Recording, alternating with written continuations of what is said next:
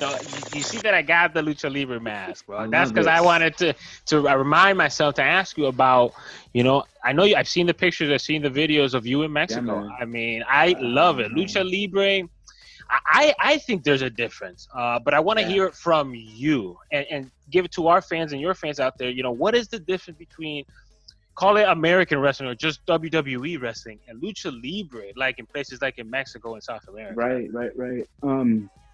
Lucha Libre is, man, like, yo, that is culture. That is culture. That is culture. It was built upon the style of a specific nationality, and they were able to cultivate this style. And once people from other regions around the world started kind of peeking into what the hell was going on in Mexico, people from Japan started coming down, people from Canada started coming down, people from Europe started coming down and trying to learn this high, fast-paced, acrobatic, cool-ass style that's like, when we watch Batman movies and we watch like a Superman movie or anything like that, and they're doing these crazy fight scenes, rah type stuff. And you're getting to see these dudes that are dressed in these masks and then coming out in these superhero-like capes that are sequined and bedazzled and jeweled and and with the lights hitting them from all angles, man. It's something completely different. And a lot of the people in today's day and age of wrestling have gotten most of their imagery from the Mexican style and Japanese style of wrestling and lucha libre, but just that style overall is very interactive with the crowd. With them, they know when to pick it up, they know when to slow it down, they know when to let the other person shine, and then that other person knows when he needs to step it up to overcome that other individual. And no matter what, they're involving the crowd the entire time. They're giving the people what they want. And I think that's what was so important and making Lucha Libre as to what it is today and how big it still is in Mexico.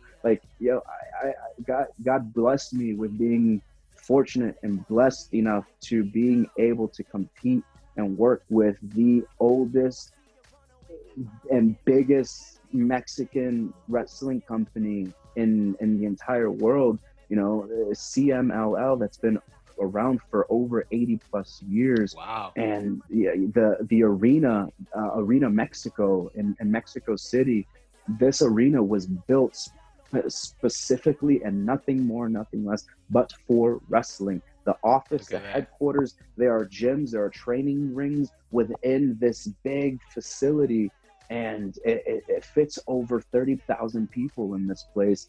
And I was fortunate enough to main event every single night that I was out in Mexico, in Mexico City, in Guadalajara, and Puebla, and in Tijuana. And it was insane. And to be part of this history, and to, when you guys walk into the Arena Mexico, you walk in and it's just nothing with how your backdrop looks, with all the masks and everything like that. That's how the main office looks. That's how the murals are. When it's show day, you'll see the bootleggers and everything like that setting up shop along the entire block and perimeter of the arena, just selling masks of the people's favorite wrestlers. And I love your backdrop because it looks like that 1000% to a T. So you went to Mexico and took a picture of it, and you did a really good job. Nah, bro, I read your mind. I'm glad you said the first thing you said was cultural, because every other word after that really explained exactly what it means of Lucha Libre in places like Mexico. It's cultural. It's a lifestyle. It's a way of life. People get into it. They need it. They love it. It's awesome, and that's why it's so good. Everybody loves it. Out. It's crazy. Every night, it was nuts, because I was in Tijuana, which is much closer to the American border in San Diego, California. That's where I've wrestled the majority of the last 4 years. And being able to go deeper into Mexico, and they call it the capital of Lucha Libre, and to be featured in that, and to be part of this prestigious tournament that they do once a year, and they only invite the who's who and the top talent around the world. And to be invited in that, to be able to represent the island of Puerto Rico, where my people are from, where my mom and dad were both born, to represent my people, to represent the company that helped get my feet planted and create who I really was, and to shine and grow my star in Tijuana, to represent the Crash Lucha Libre in CMLL it was insane, man. But just to see these guys and to be in the ring with these main event guys, and just to walking down the street and seeing like the sidewalks just painted with the posters and seeing your face and your name on the main event listing for that match that night, and being on the tour buses and getting out and having the fans just camping out from like 3 hours before you showed up, just waiting to catch a glimpse of you to get your autograph. Imagine.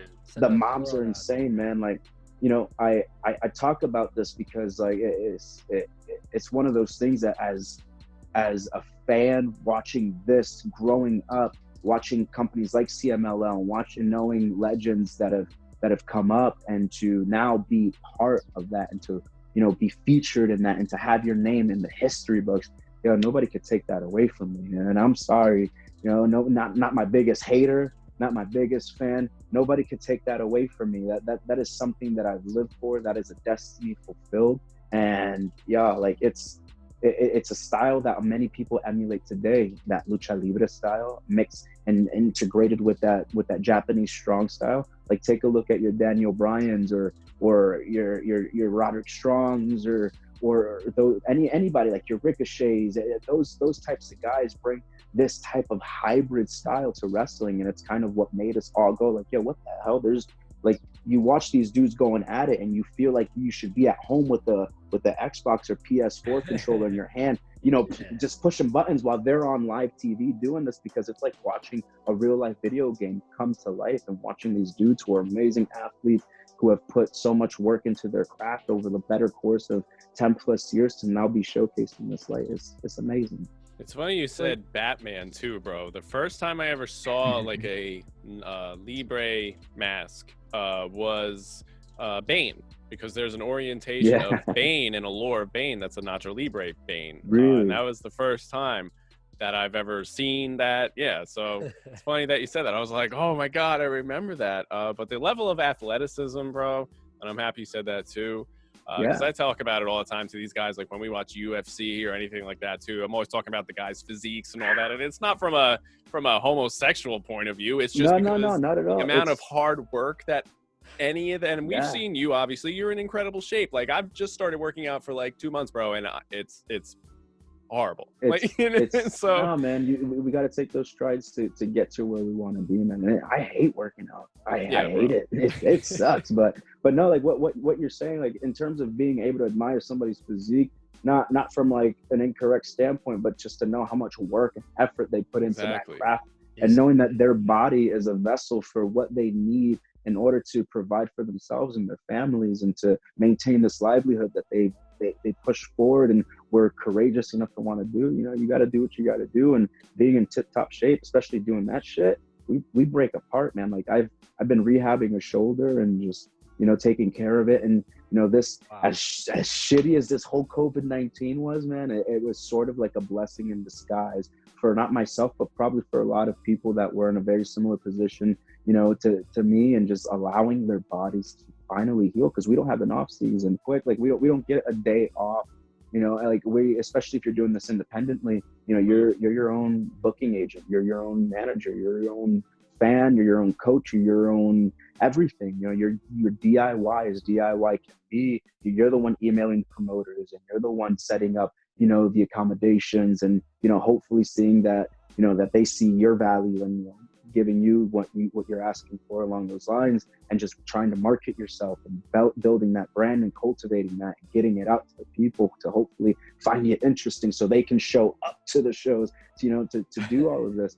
Our bodies start to break down while you're doing all of that stuff. And if you're doing this constantly, like I was doing at least on average 2 to 3 shows a week, and trying to maintain workout schedule, and incorporating other training like jiu-jitsu training to my weekly repertoire, like holy crap, at 31 years old and doing this for a while, like our bodies are breaking down. So it's nice.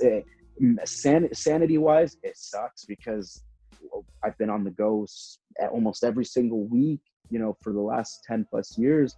And now since February, every single weekend and every single day has felt like the same day on repeat, on repeat, on repeat. It's that Lucy, bro, pulling that damn train thing, man. I want to ask you, Rios, about that lifestyle, man, because even for the guys, even for the top guys who work for the huge brands, it's a grueling lifestyle. But you mentioned how much more you got to do when you're independent. Talk to us about, like, when outside of COVID-19 conditions, when you're out there moving from show to show, what's it like? I mean, you've got to be staying in different hotels. That's got to get expensive too. Feeding yourself, working out. I mean, it's got to be tough, no? You learn how to create mileage out of every situation you're in by just squeezing it out. Like, so for, like, I won't sit here and lie and go like, hey y'all, I'm rich and famous and I got money on money on money, because I'm nowhere near that yet. But the grind to getting there, and the grind to any artist, because that's at the end of the day, that's what I am. I'm an artist. Any actor, anybody in sports, anybody in the wrestling industry, or anybody just trying to come up has really had to put time into creating the best version of themselves that they possibly can. So for when the stars have aligned and the timing is right, because I'm a big believer that timing is everything in everyone's life. Even when things go bad, when things are great, when things seem flat and mundane, when things are picking up and then you fall flat on your face again, only to pick yourself up if you choose to. You know, we need all of these things to test our character, to test our will, and to test what you're truly made out of. So for me, you have to be willing to be on all the big shows as much as you can. You have to be, you know, again, like I was mentioning earlier, talking to promoters, trying to see what shows are happening, you know, 3 to 6 months ahead of time, and trying to book things, you know, and way in advance. So that way you can kind of pick up and have a trajectory of what, not only what your schedule is going to be like, but, you know, it's a way of how, you know, I pay my bills and everything like that. So when a show gets canceled or anything like that, and sometimes show gets canceled like the same day, so you're like, crap, I was, you know, supposed to get this on this day, yada yada. But, you know, on a when things are going and everything's off full steam ahead, you know, you're usually in an airport, and you're usually on 1 or 2 flights depending on the connections, and your travel day looks anywhere between, you know, getting to the airport 2 to 3 hours in advance, which I typically never do. I'm the type of dude that gets there, but just by the skin of his teeth. Running through security. Like, That's so Latino of you, bro. Like, man, I hope I sprayed enough cologne. I don't smell like. But just going through the airport and everything like that, and just, you know, waiting in line. Sometimes you deal with delays. Sometimes you deal with missing your flight. Sometimes, you know, things happen. But once the amount of work and preparation is like this much, y'all. To get to the show is this much, and then the day of the show, you show up. If there's a meet and greet, if there's media that you got to do, if there's any type of promo that you got to do, you got to show up and do autograph signings. So you typically, like for Mexico, for instance, which is where I work most, you'll show up like at around 5, and then the show doesn't start till like 8:30, and then it doesn't like wrap up until like 11, and then by the time, you know, you're done with the meeting and everything afterwards, and then you're trying to go out, and then the fans are just crowding around. It's like, all right, man, I'm probably gonna be in this arena, like, you know, but you're only wrestling for this much. Mm-hmm. You're only wrestling for this much amount of time. You got to do this much stuff to make this much time come to life, and nobody sees that. Nobody sees that. You know, nobody sees how tired you are. Nobody sees how, you know, crappy and crammed you had to be on that 8-hour flight, and then a 2-hour layover, and then another 3-hour flight, and then to show up only to just rush to the arena and you know, try to warm up and loosen up after your body's been tight for so long, and try and hype yourself up. But, you know, in Mexico, I'm blessed. You know, I get to perform in front of, you know, a little over 5,000 people multiple times out of the month. And that's a crazy feeling. If that shit don't wake you up, then you're in the wrong business, man. Like that's gotta be it being independent. You know, you don't have the luxury. At least I wouldn't know. So let me know. But not having the luxury of being able to always work with the same people. You know, you always hear the stories of how much you got to trust the people you work with, because they can have literally your life in their hands. So how much trust is it? Do you find yourself working with the same people, or is it scary sometimes? You never know who you're really dealing with. Yeah, like the fact that you even brought that up is crazy, because not a lot of people, you know, even talk about that. But it's a very scary thing, especially because like y'all, for the most part, the people that are on here are, you know, Spanish descent, right? Puerto Rican or other Spanish ethnicity, right? So we can agree that we have our own Spanish. Right? Sure. Yes. Right. It's not proper by any means of the imagination. No, you know. And if you speak to somebody from Colombia or Spain and you try to speak your Spanish, they're kind of like, "What?" Like they'll look at you like you're a little dumb. Kind of like how somebody from England or that region would look at an American, you know, and one of them speaking European English and the other one speaking American English. Yeah, dialects. You know, what the hell are you talking about? Right. Yeah. So in Mexico. Yeah, so this is my just to give you a quick example, like my very first time in Mexico, it was an anniversary show. Rey Mysterio and Jeff Hardy are like the main event. It's like 5,500 people, sold out. It's loud as crap. Like there's the trussing, the lights, the production, the stage. It was my first time like in something like that in a different country.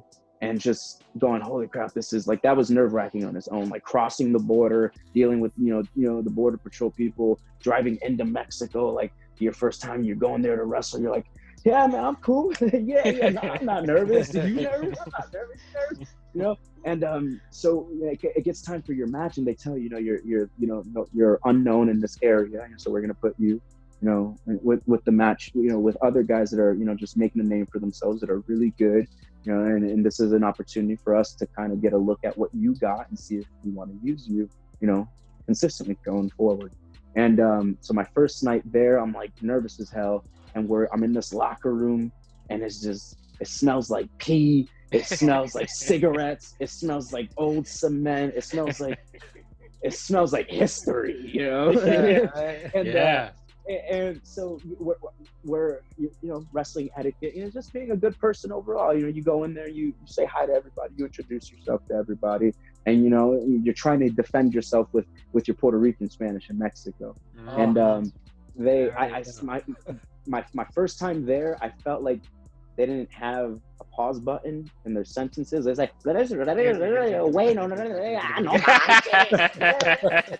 right. I get that. Yeah, totally. There, I'm defending myself with my ghetto Spanish, you know, and I'm just putting everything, you know, I'm just, and it's like me and 5 other guys in this match, right? And everybody, you know, I'm seeing everybody's faces, right? But everybody else's gear is kind of like somewhat similar. And my gear was like very different from almost everybody else's in the match. And that was something very important that my trainers and my best friend, Lindsay Dorado, always told me, is like, make sure you stand out in everything you do, you know? So no matter what match you're in, be that whether it's your gear or your entrance or whatever you're wearing, invest in yourself and make sure people notice you and you look like a star, you know? So I felt like I looked pretty awesome, and these guys, you know, they look really cool, but a lot of their, like, apparently the popular color down there was like black. And so I just see a lot of guys in like black, you know, tights or black singlets, you know, but I'm looking at everybody's faces and I'm, you know, for the most part, just really piecing everything together. And just, you know, in the very beginning, as they're talking to me, they're like, blah, blah, blah, blah, blah, blah, blah, ¿entiendes? And I'm like, oh, yeah, we're good. Yo, I had no idea what the hell they were talking about. Nothing. So, like, literally, like, maybe I would say, like, a good 5 minutes, you know, before, you know, I know we're about to go on there. You hear the, you know, the production people, you know, near the tunnel where the entranceway is, you know, like, blah, blah, blah, second match, you're on deck, gotta, blah, blah, blah, blah, yada, yada, yada. So then, like, you know, while that whole group is standing by the tunnel, you got the photographers there for the magazines and the ringside photographers, and they're like backstage all taking like pictures. And like, yeah, I don't want to take pictures right now. I'm freaking out because I don't know if, you know, if I got what, you know, we were supposed to, you know, do out there. I don't know if I got it all because they're like, blah, blah, blah, blah, blah. ¿Entiendes? I'm like, yeah, but I didn't entiende nothing. So I'm going to go really quick, take this quick picture, and I'm going to run up to them real quick, and I'm going to go, hey, so this move that we were like talking about, you know, I know I'm supposed to come in here, and I know I'm supposed to take that move, right? How do you want me to get into that? And they're like, oh, yeah, real easy. You're going to come in like this. I'm like, oh, I know exactly what the hell he's talking about. Cool. I got it. So I went to everybody. I was like, hey, I know I'm supposed to do this. And that was my gimmick, right? I know I'm supposed to do this, but how did you want me to get into it? And they're like, oh, like this, or oh, like this. Oh, you're going to come in like this. I'm like, oh, yeah, I got it. So once they told me the moves, I was like, yo, everything clicked. I got it, dude. And then we all get to we all finally walk down to the tunnel. And now keep in mind, I called this entire match with everybody. I see their faces and the whole nine, right? Get to the tunnel after I'm done taking my pictures. I'm like, hi, I got everything. I know what I'm going to do with this person. I know what I'm going to do with that person. And I'm walking down the tunnel. I see all of them put their masks on. And yo, I had no idea who was who at that moment. I didn't know if I was doing this with that guy or that with that guy. And I didn't know if this guy was supposed to, you know, because at that moment, I didn't know who they were without the mask. And once they put their mask on, I was hilarious, like, oh, bro. shit. Yeah, but luckily, I fended for myself. I did what I was supposed to do. They threw me in there with the Sharks and some of the best up-and-comers in Tijuana. And, yeah, I did pretty good to the point the rest where 4 is years history. later, yeah, I'm still there and, like, I'm up there now, y'all. This has been a cool story.